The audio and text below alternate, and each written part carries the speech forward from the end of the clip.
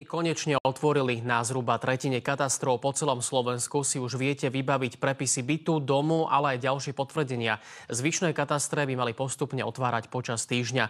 Všetky ale zatiaľ budú fungovať iba v provizornom režime. Tému sleduje Lukáš Zuzelka.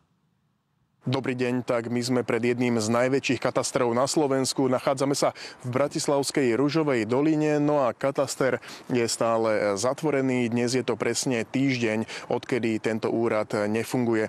No, nie je to tak všade. Ministerstvo vnútra informovalo, že od dnešného rána začalo poskytovať služby 24 katastrov. Len pripomeniem, že celkovo ich je vyše 70, takže funguje zhruba tretina z nich. Ministerstvo vnútra bude postupne tento zoznam aktualizovať. Treba ale dodať, že tých spomínaných 24 katastrov funguje iba v provizórnom režime. Kolega Pavol Sivák mi napríklad hovoril, že tamojší kataster vo Svidníku síce prijíma žiadosti, tie aj potvrdí pečiatkou, ale ďalšie informácie dopisujú úradníci na dokumenty iba ceruzkou.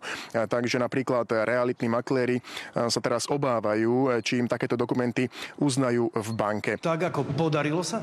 No tak je to dosť obmedzené, pretože koľko môžeme kupovať tu lebo je platnosť iba jeden mesiac, nevieme, ako dlho to bude trvať, takže mám ísť kúpiť koľko na poštu, alebo čakať na podobný príkaz. No, tému nefungujúceho katastra má zajtra riešiť aj parlamentný výbor na kontrolu činnosti NBÚ a hovorí sa aj o vyvodení zodpovednosti za tento problém, za nefungujúci kataster. Napríklad premiér Robert Fico už včera pripustil, že by mohol byť odvolaný Juraj Celer, šéf úradu geodézie, kartografie a katastra.